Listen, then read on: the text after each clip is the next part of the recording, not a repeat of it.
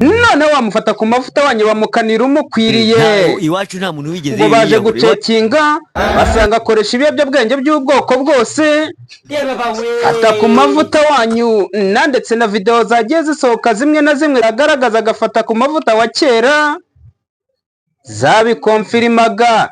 Ufata ku mavuta wanyu ubu ngubu yamaze gutarwa muri yombi amazemo iminsi ingahe.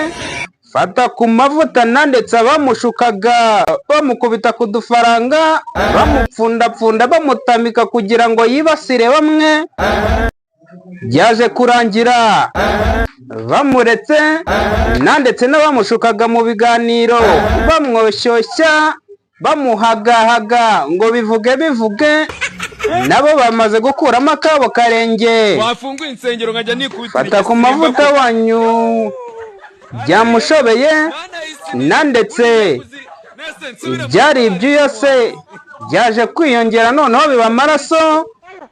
Fata ku mavuta naho ibya Sabeho CBTV bikomeje kuba kasamutwe kuko ibyo abantu bamwitezeho ntago ari byo ari kuvuga. Ngo arimo araza yiteretse akamikoro akavuga uburyo ari mwiza cyane ndetse akavuga n'uburyo abantu bahura n'ibibazo byinshi bigiye bitandukanye. Umaze kubyimba akazana n'imishinga ya YouTube ngo uburyo abantu bashobora gukora YouTube bakabona amafaranga. Akazana n'uburyo yubatse YouTube bamubaza ku bibazo by'ukuntu yasimbutse igipanga agahinamirana amaguru. Ibyo ngibyo akabica ku ruhande agahita bazaniramo kandi ngo dogiteri wo mu Bushinwa yavuze ko ngo tugomba gukoresha igihe neza.